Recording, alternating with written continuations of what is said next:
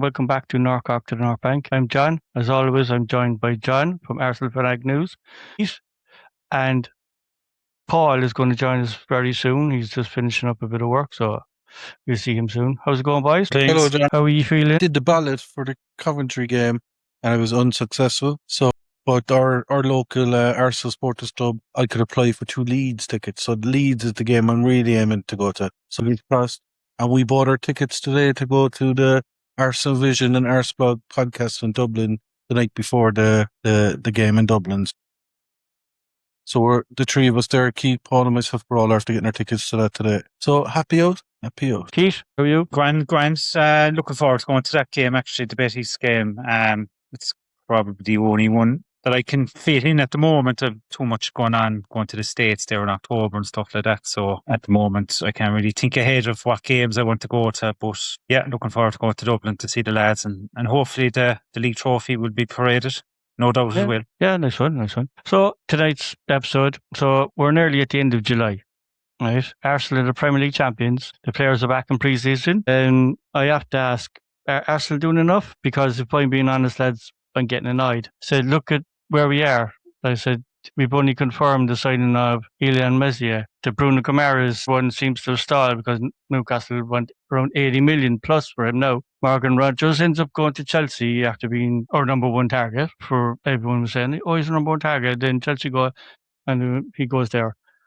Cristos Tzolis is still hasn't officially been announced. We've got concerns over Saliba's back. We don't know how long he's going to be out for. It's months, so we know that. How many months? Jurrien Timber said he's not 100% back, so he's still kind of coming back. Ben White said his knee feels good, which is probably a bit encouraging. But is that enough? We're Premier League champions.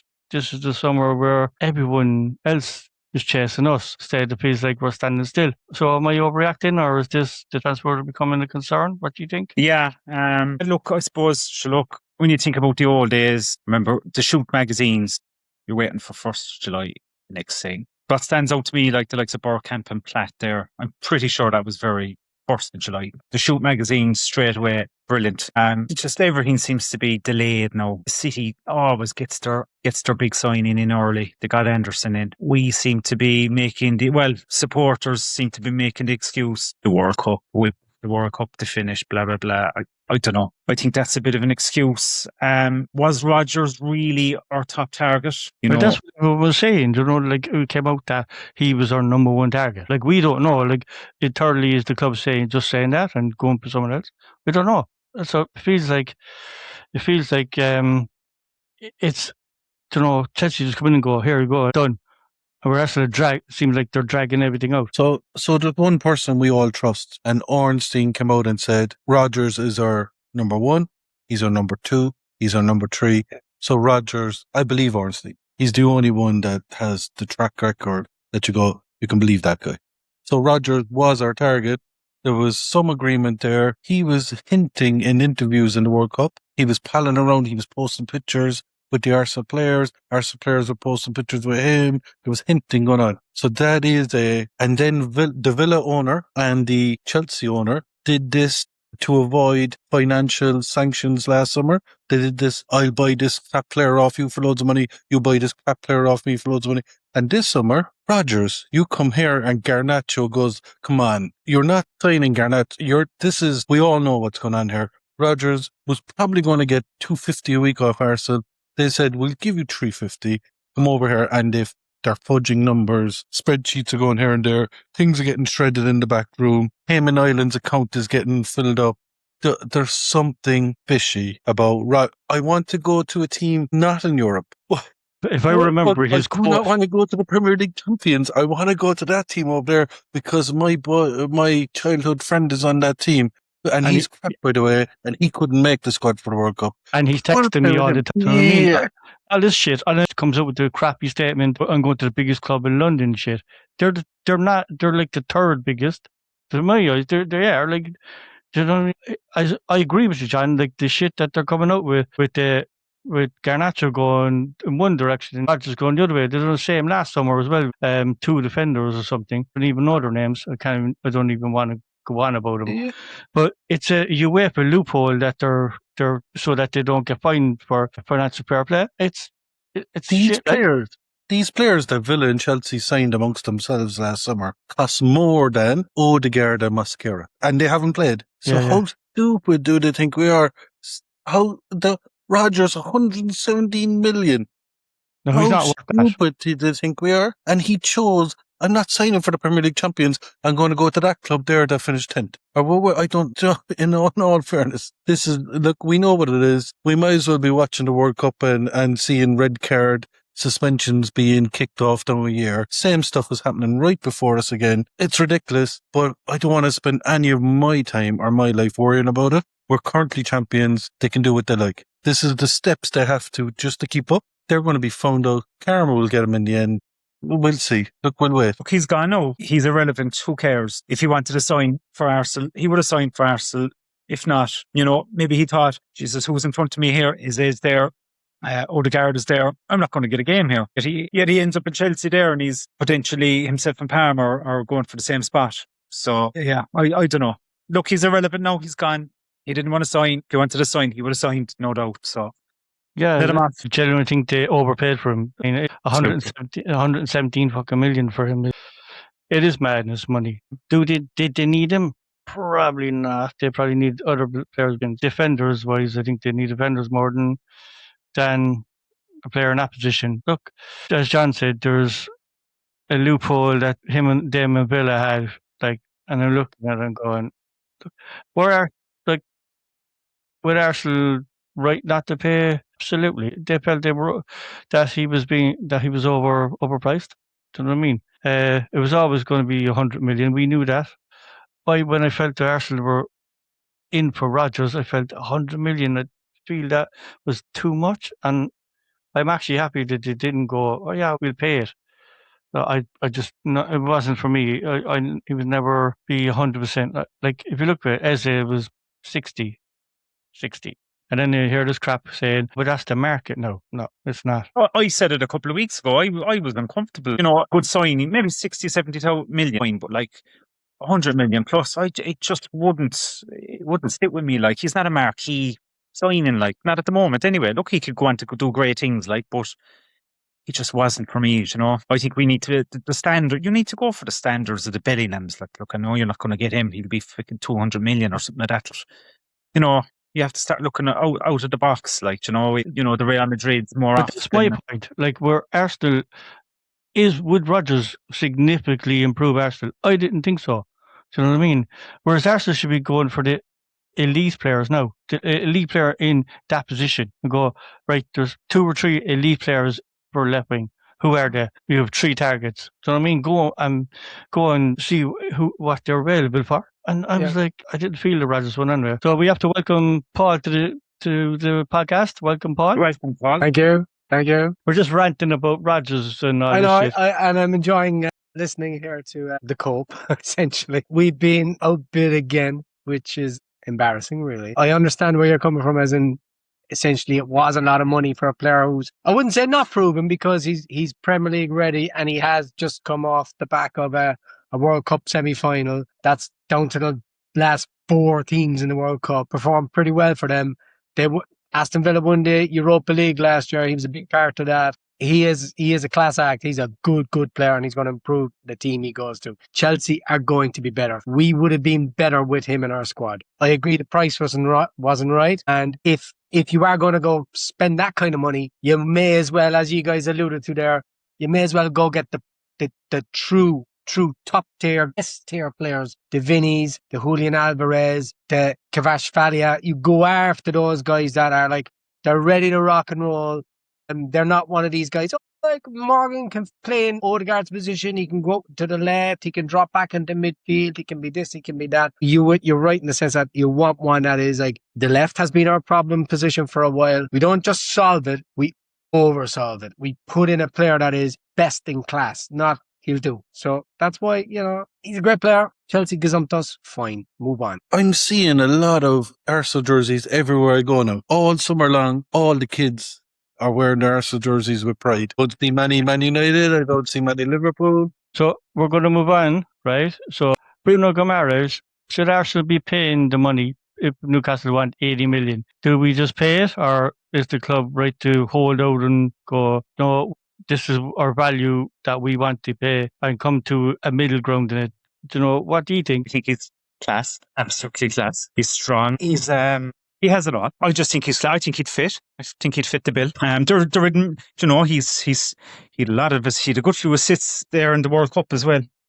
With a poor Brazil team. I just like him. I like his tenacity. No, I know he's a bit in a Newcastle team. He's a bit very over emotional with the tackling and the kind of I don't mind that. The dark arts, but but we spoke about this before. I don't mind that. I don't mind that stuff with him. So I mean, yes, he's technically a good football player, but is he, like we spoke about the market, where they're saying the market now is inflated with all these players, with Chelsea paying this money, Man City paying this money, seeing Somerville going to Saudi for 80 plus million. I was like Mateus Fernandes, like he was 80 plus million as well. I think that's just crazy money. Like 3 relegations. Exactly, and Arsenal like under they felt that they can get Guimarães for 60, 65. Now they're being told it's 80 plus. I'd just pay it because next year's crucial. We want to win it again. Rice is under pressure, What do you think, Paul? Well, I think essentially when we're talking about prices for players, there are a couple of clubs out there, the PSG, Man City, possibly Chelsea, they are altering the market. They're paying over the odds because not only are they getting the player, then they're making the next player to be bought by the other clubs who work within a financial framework. They're changing the dynamic that they operate in. So like, as you guys alluded to, Morgan Rogers was an £80 million player, right? I think that would have been a fair assessment of his market value, given what he did last year and stuff. He's superb, but he's not the elite player. Chelsea pay 117 million for him. They change the dynamic because his position in the football hierarchy doesn't change because his price has. Like, smart people know that, right? Well, Morgan Rogers is an A-grade player. S-tier players are worth far more than that. The price now for an A-grade player has been shifted by these massive oligarch-backed or American money through Wall Street, which is Chelsea's dynamic, has been altered, which now means clubs who work within a different framework like Arsenal, Man United, teams like that, they now have to come back and combat that, which means they're stretched even further. You know what I mean? So that's where the money aspect of it. Now, going back to Guimarães, is he worth what they're asking? He's absolutely worth what they're asking because he improves our team. We pay it, right? We have assets in this club too that are worth just as much, and we can move them on. Like, we all love Martinelli. I'm a massive fan of Martinelli. Like, what these clubs have now done is that by making Morgan Rogers a £117 million player, when people are scrambling around and offering us 40 million for Martinelli, that's no longer a thing. That's a £70 million winger right there that needs to be. If you want Martinelli, World Cup player, near enough Champions League top scorer last year, he had a ton of goals for Arsenal, got to the final, a Premier League winner, you need to give us what we think he's worth in this new framework that these 3 clubs over here have created. Would we prefer if we weren't doing, paying through the nose for these players? Yes. But if that's the new normal, then the new normal is we have a £70 million winger that we can shift on. You know what I mean? Yeah. And I also think if we are going to get Bruno Guimarães in, we're going to have to sell someone in the middle because we'd have too many. I know they say you can never have too many, but you can have too many in the sense that all our midfielders deserve minutes. They're all really, really good. And we're adding another one. That means dwindling minutes for somebody, You could buy, I think maybe buy Guimarães for what they ask. We're going to have issues at the start of the season with Declan Rice coming back and so forth and so on. The World Cup players, but Bruno Guimarães is a World Cup player, but he got knocked out a little earlier, so maybe he might be good to go. And then come January, you can sell one on for good money. That's my take on it.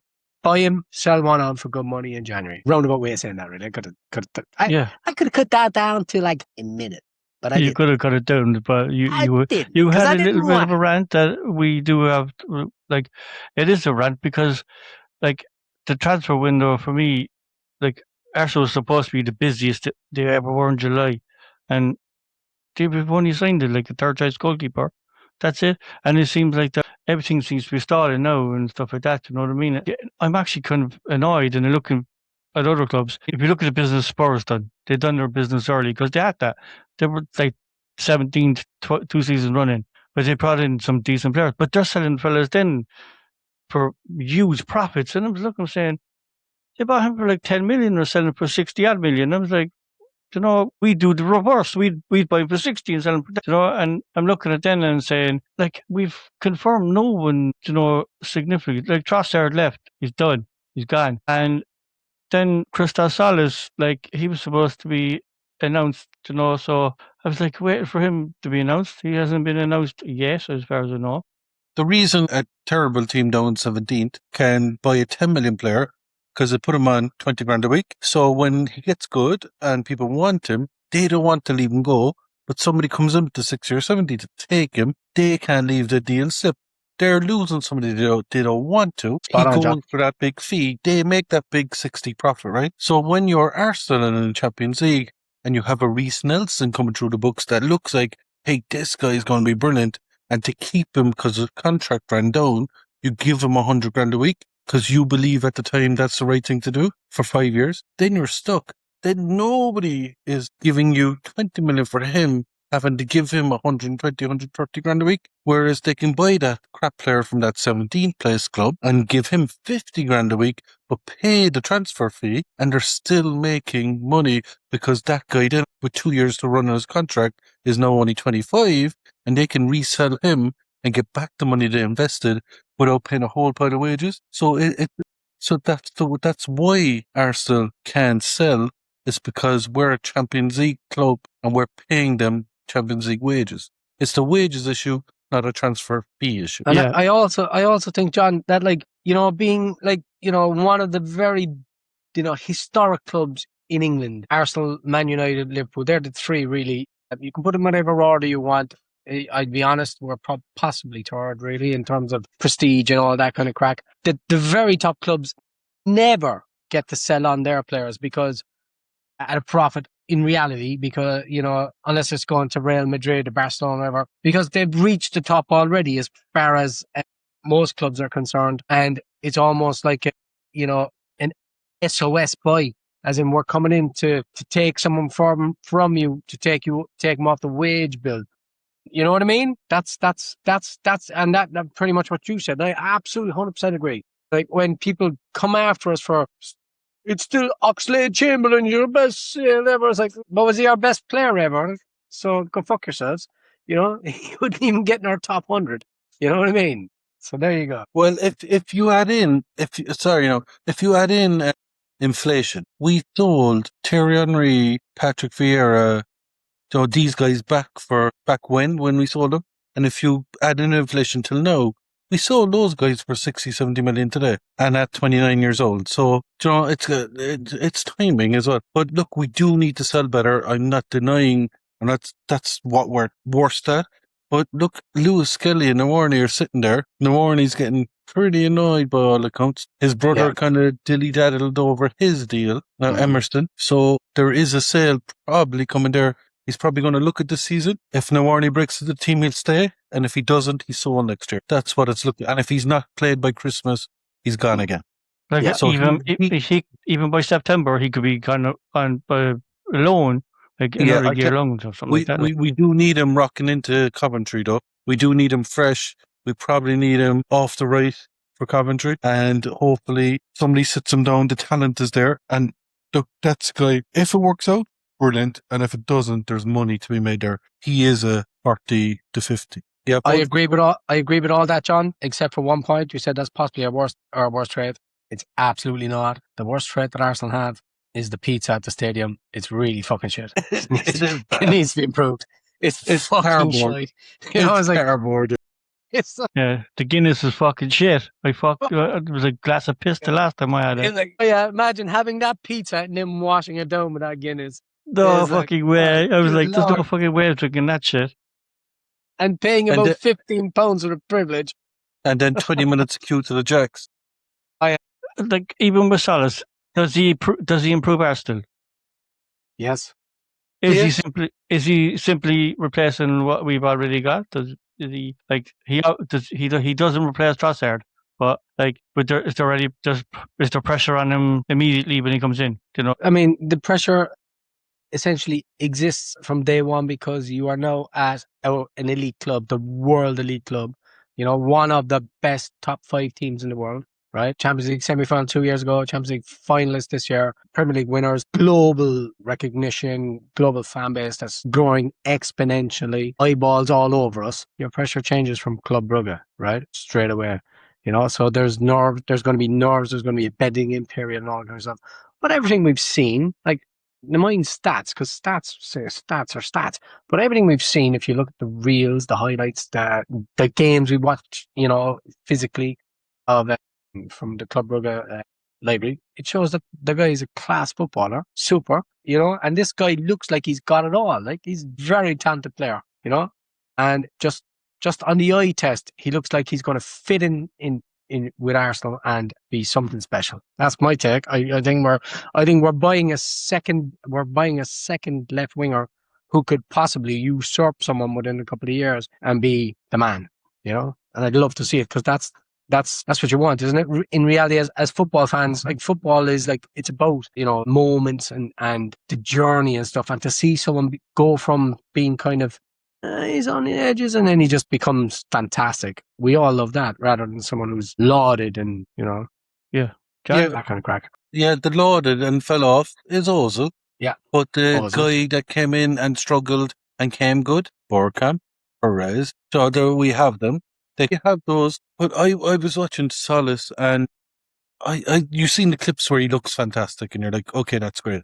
But years ago, for Norwich, he played against Arsenal. He looked fantastic, right? He was great. It's the hustle and bustle. He's shouldering guys.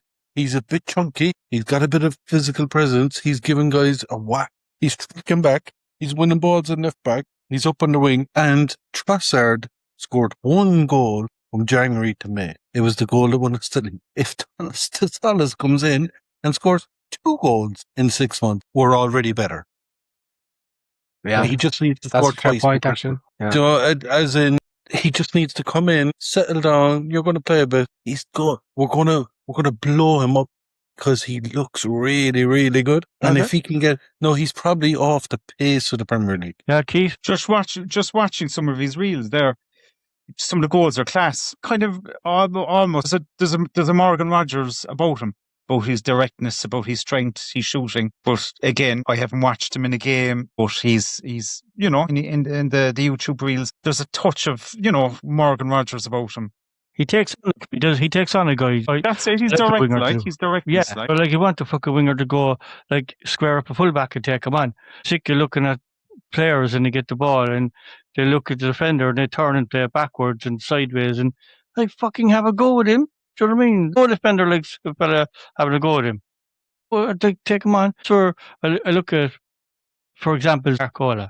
I watched him in the World Cup. He gets the ball and he'll take him on. You go inside, outside, doesn't matter. I mean, I'm looking, like, other players are doing it, and I'm looking saying, we never do that. It seems like Arsenal always want to keep the ball as much as they want. Like, they play it to the winger, come back to the midfielder, go to the defender. And I'm looking saying, give it to the winger, let him take him on.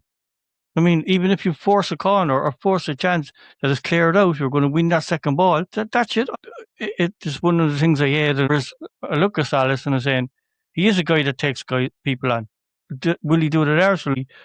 Would I say he allowed to do it at Arsenal? You know, instead of trying to take a guy on and lose the ball, before if you keep possession and play it back. You know what I mean? I don't know. It's small, but we'll see. You know, we'll see with him. Like, I'm just hoping that we do make an elite player signing. It's something that, as champions, you have to bring in an elite player. And it's sick of hearing that we need to replace this left-hand side. It's been 4 or 5 years and we still haven't replaced it. You still haven't improved it, you know? I think that we can go a top tier player and go, right, get him done. It's a frustrating window for me anyway. Because I see Arsenal linked with this fella. Arsenal linked with this fella. Arsenal are in talks with this fella. It seems like when Arsenal have a transfer window, it seems like that it's months, whereas other teams you hear, there's talk between this team and this player, and it's like a week later he signs for them. Why is Arsenal taking so long? Yeah, Keith? What about the links with Alcaraz? What do you make out of him? Like, that was the next one. Like, he is an elite player, but the thing is, he wants to go to Barcelona. That's his dream move, and we're his second choice, if that's the choice. And what I see of it is, John will probably know from Arsenal Fanatic News more than me about this if it comes out. But it's like he wants to go to Barcelona. Arsenal maybe is a second choice. Atletico don't want to sell him to Barcelona, and they have no problem selling to Arsenal. Then I see talks that it could be a Cash and Gyökeres to Atletico or Martinelli. No, is another story, and it was like, Jesus, it seems we're linked with everyone getting no one. Yeah, he wants Barcelona. He made no secret about it. And what do we know of Arteta? If you don't want us, I don't want you. So that's what we know. Will he break his own rule for him? See, that's the thing, I don't know. We don't know this one. This is a tricky one because the numbers involved are way too high as well. And when he was at Man City, he didn't like it. And he went to Spain. And it's so much easier in Spain. The weather's good. The women are finer. The food is nicer. The money goes further. There's the congestion, traffic is better. You know, it's just, would you leave Spain to go back to London? You know, in his Alvarez. You know, it doesn't, the only reason he'd come back is money. And we're not, we'll give you loads of money club. We're not that guy, right?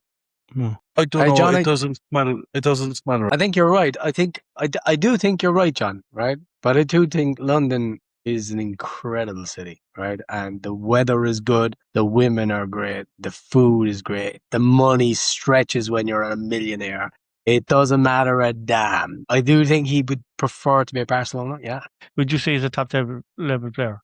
You would, wouldn't you? You would, of course, because in reality, why would you, like, as a professional, right, in any other job, and it's like, I really wanted to work for such and such a company, but it didn't materialize. But the next best one, which is an elite operation, an amazing, company, are paying me millions to work for. And I'm going to get the same kind of adoration and reverence for my work, respect for my work.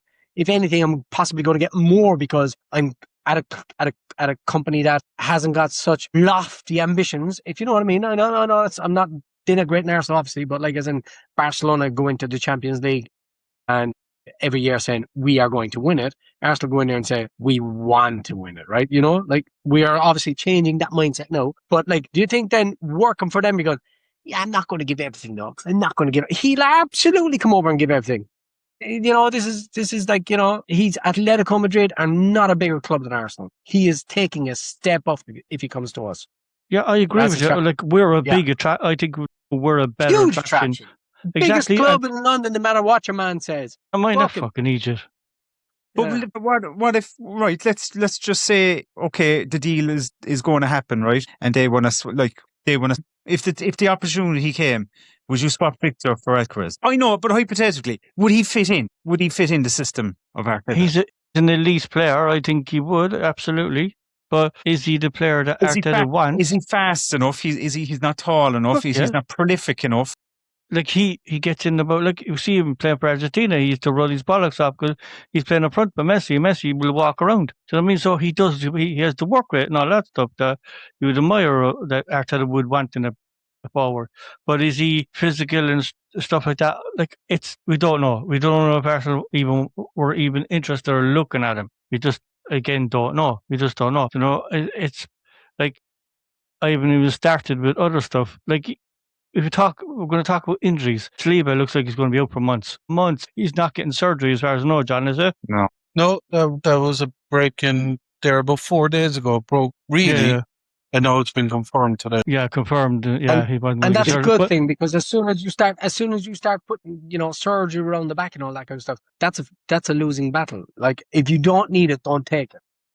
So he's had this injury since he was 16, and he's 6'3" or 4. He's 12, 13 stone, maybe 13 or 14 stone. So he's a big boy that moves very quick. So it only comes when he's overplayed and played too much. So if we can kind of ease him up to Christmas, prime him for March to May, we'll be fine. Like, So the thing is, he basically will move to Spain too in a year or two because the Premier League is brutal on him.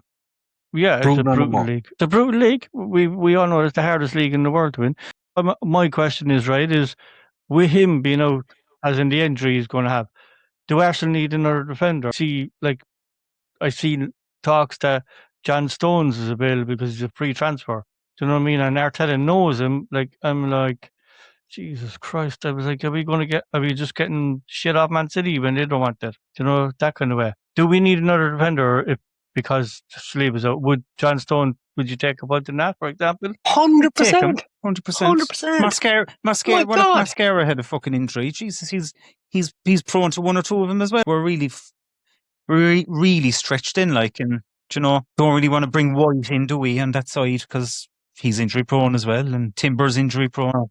That's it. In Cappy's fucking Jesus. I'm a no on John Stones because he played like 6 times last year.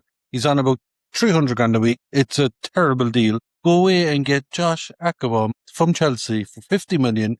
He's a young centre-back, right-back. He's fucking fantastic. He'll end up moving Timber out either into left-back or centre-back. He is that good. Definitely be able to replace Saliba for a little spell. And he'd definitely be able to take the right-back spot eventually. This guy is fantastic. Chelsea want to balance the book. That's the guy. John Stones, he's terrible. He's terrible now. Yeah, I He's agree with terrible you. I'm kind of on the side. He was a very good player, but the way Arsenal play, like with the 2 centre backs, he's not for me. I don't think he's physical enough. So he's a good player. Like, Look, Paul's in disagreement with me. We're not Sure. going to agree on everything. Do you know what I mean? But, Yes. No, but John, yeah, go on. it depends on what John Stones wants. Does John Stones want to be a first team player? What age is John Stones now? 32, 33. Does John Stones want to come to Arsenal and be the guy that plays 15 to 20 games a season? It allows him recovery time, you know, in between matches, and to be important to a squad. He knows at the age he is, if he wants to continue to have that wage, he needs to go to Saudi Arabia. No one else is paying him 300,000 a week, right? No one. There's no club in England will give it to him because that fella that ran QPR back in the day is Tony Fernandez. bankrupt. Yeah, Jeez. he's bankrupt. There's no mugs anymore, right? There's no one giving him that, right? We'll say to you, listen, John, we'll have you, man, and we'll give you a solid wage, you know, 120, 130,000 a week, which is not nothing. You will not be the mainstay in our team, but you will 100% play important games because we'll need you, and you'll be still involved with an elite squad. Or you can go to Saudi, get 300,000 and play with Cristiano Ronaldo and win token cups and all that kind of crack. What's the matter when you win stuff in Saudi Arabia? John Stones seems to me as in he wants to be a relevant footballer, and that's where I go with it. I think John's point is equally valid in the sense that you buy that 50 million player who's hungry to dislodge Saliba. Because remember, there's always another dog coming for your fucking meal. Like, you know what I mean? You just got to be you want to encourage that. You want to have guys coming into your squad that have no respect for the fellas that are there. You know, they'll play nice. What about that guy with Palace? For your shirt, Lacroix, shit. Yeah. Fuck off. We don't want him. He's crap. He's not good enough. That's it. He's just not. He's not. No. I watched him. No, that goal at the World Cup when Saliba went off in the semi-final and their heads went in terms of they had no defensive kind of solidity as in no reading of the game. Your man stepped up, this guy stepped that way and whatever, and the crowd was like, he was ball watching rather than man watching. And at the very top, he's not got it, you know? And I know that sounds like I'm contradicting myself from earlier because like that was also a World Cup semi-final. So like, you know, I know it's kind of that. But you can see the difference between a guy that deserves to be at the World Cup semi-final and a guy that comes on because someone got injured. You know what I mean? Yeah, he's not it. He's not it. Like, I'd rather John Stones at 33 years old on 120, 130,000 a week filling in for the games that one of our centre halves aren't available, you know? Like the actual Arsenal women's team had a brilliant transfer window And I'm looking at that going, they're buying players off Real Madrid and Barcelona, and I'm saying, like, it's mad. And but John- and then it looks like we're stalling in the market. Do you know what I mean? And it's just, that's my frustration, and that's where I am at. And- do you know what I mean? Yeah, I look at Timber, when Timber comes back, and they ask him how he is, and he goes, "Oh, I'm not 100%. I'm still kind of getting there." And then, like, you know, so that's the extent of the injury that he had. He's like, you know, like the Yeah. whole month of the World Cup off, and you know. Yeah, I appreciate that, John. As in, like, you know, it does seem like scary times, but we're like, I think there's about 6 weeks left of the transfer window, and how many weeks before we kick a ball, excluding Community Shield? So it's the I want to 16th win of it, but, August. you know, 16th of August. So, So we're sorry. saying 4 weeks, is it? So we kick off on the 21st of August. 21st of August. Coventry. Today is the 22nd, isn't it? I believe. Yeah, 22nd of July. That is an entire month for us to get players in the door that are available to play for Arsenal Football Club. And I believe the players we have right now are good enough to win the first couple of games we have. And, you know, we have time. Let's not panic. Have Arsenal become too patient in the market? Are we trying to negotiate every deal down? And Possibly so. Possibly so. Yeah. But at the same time, I don't think it's as bad as latter year Wenger, where every fucking penny counted. You know, that whole Suarez one extra pound kind of shit that haunts us. Because I know, but we should have just gone 45 and we'd have had Luis Suarez bites and all. 42 million. Yeah. Like, Yeah.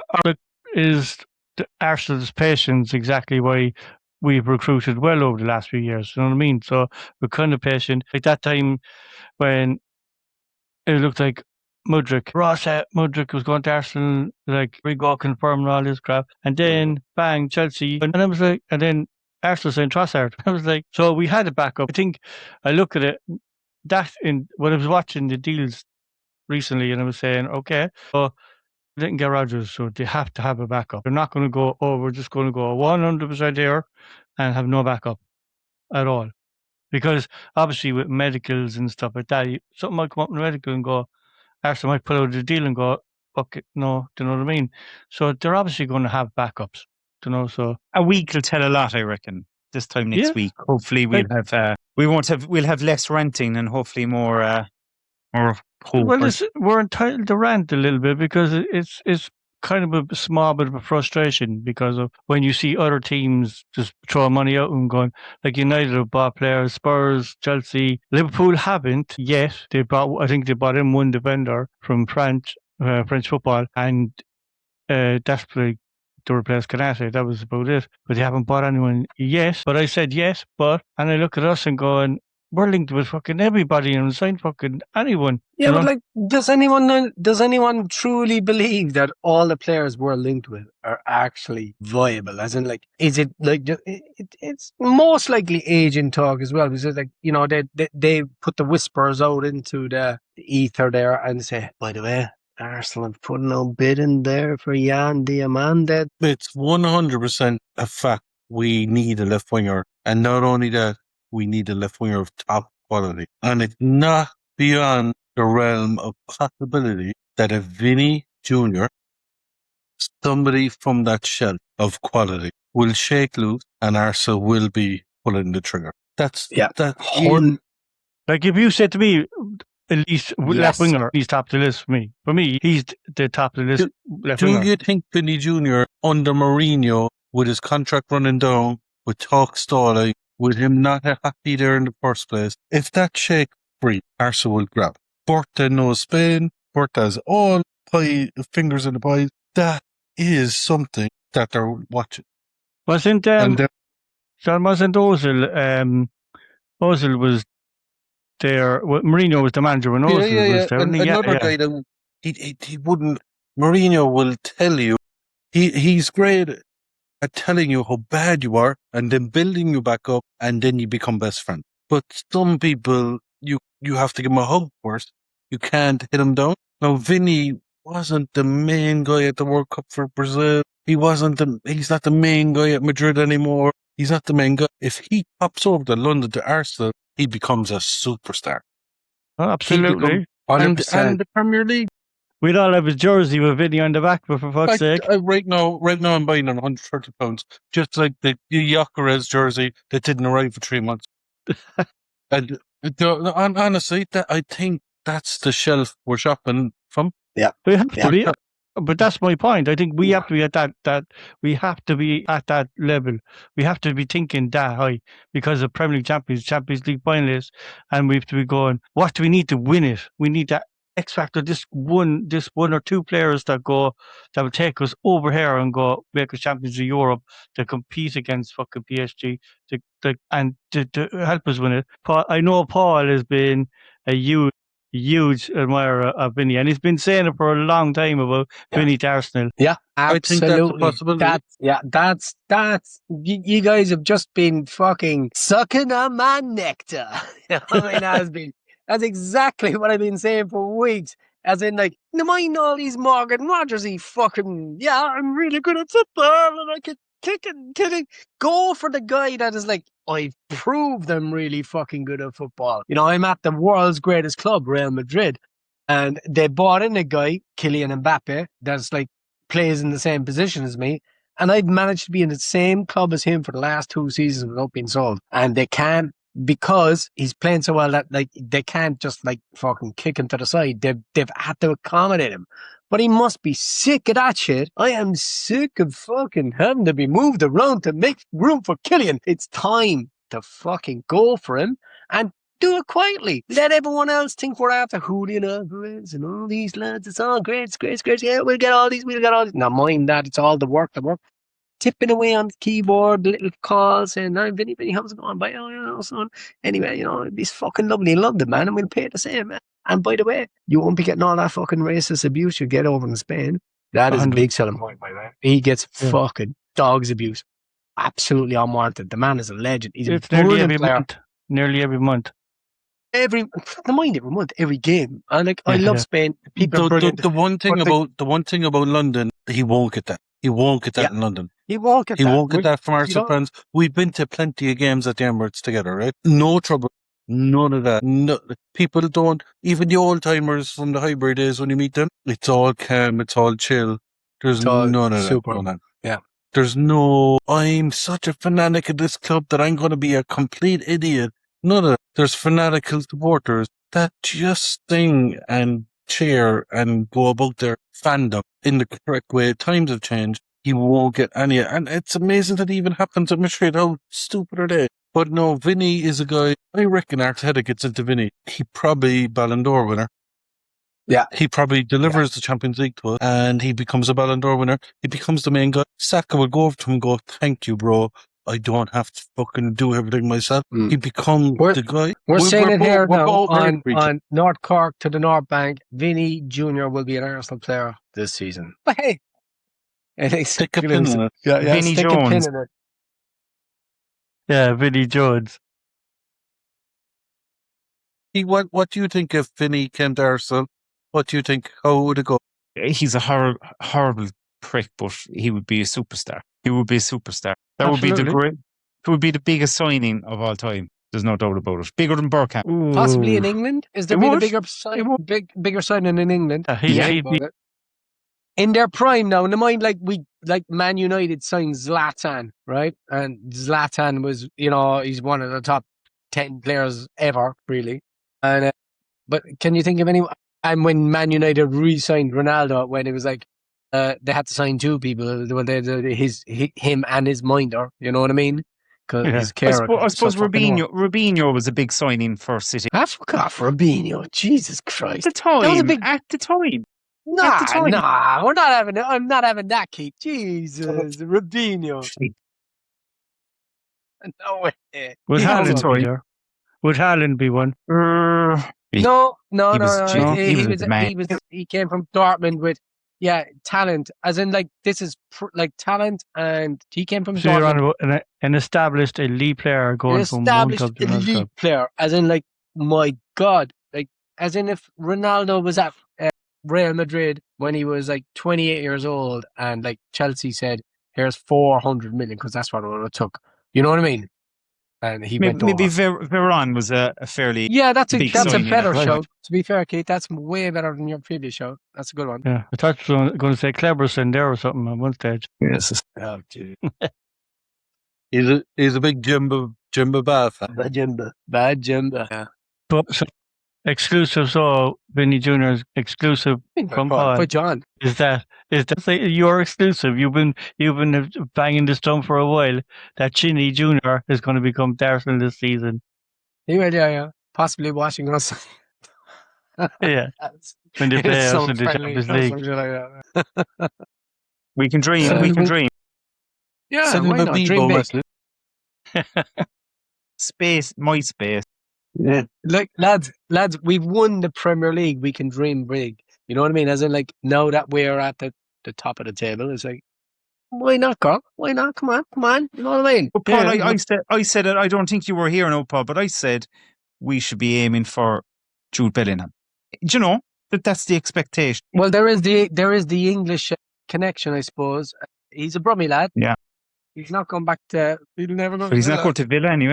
Yeah, but I think Vinny is cheaper, and that's mad considering, Yeah. how was expensive a year left his contract, John? Vinny, Yeah. I think it's 2. I think it's slightly broke today somewhere. There's problems in camp there. But look, the main problem will be how Mourinho treats it. If Mourinho builds a team around him, he's not going anywhere. If Mourinho says, you're going to work for me, boy, get over there and start tracking back, he might go. Who's got Mikel's number? Yeah. That's the way it's going to be. He'll he's Cucurella playing behind him, so Cucurella will I don't care if you don't come back. So that's the other side Hey of it. lads, then. can I put my hand up there? Yeah, No, that but Marc Cucurella has left Chelsea. Isn't he a fucking fantastic player? In all honesty, just like he's fucking a horrible bollocks and all that kind of things. He's one of those players like Ben White. Yeah. You love to hate him, but when he's in your team, he's like you love him. Don't know. So we'll wrap up with that, just because we could talk about transfer windows, players signing. I think is it too early for tonight? We will be here tonight because it's just a topic that fans will just constantly talk about because they look at it, make our rivals and they're fucking signing this fella and that fella, and we're just sitting there going, do nothing. As we said, a month to the start of the season, month to the Coventry game, and like next week we could be talking about a player that we've signed. Yeah, John. You know what I'd really like to talk about is actual football rather than speculation. So you're right, as in like all of this is it's valid conversation. It's all good, but when the games start to kick again, this is when this podcast will truly kick off, and we're going to come into our own because we're all coaches, we're all analysts of the game. Discussing transfers and what will happen, what won't happen is circumspect. We will be discussing facts, and that's when exactly. I'm talking to our listeners now. That's when we are going to become a tour de force because animals, all good, because that's what we know. You guys and I know, we know football. We've played enough of it, know enough of it, coached enough of it, seen enough of it, lived it. I thank the lads for joining me tonight. Keith, for joining me. Thank you, Keith. Paul, Thank you, from John. Football Fanatic News. Thanks for joining Is that me. me? Jesus. Yes, you kid. A big shout out to John from Arsenal Fanatic News. Some great stories, and follow him on Facebook and Instagram. Thank you, John. Bye, John. So, leave us know in the comments for the podcast on Spotify, and don't forget to leave us a 5-star review. See you next week.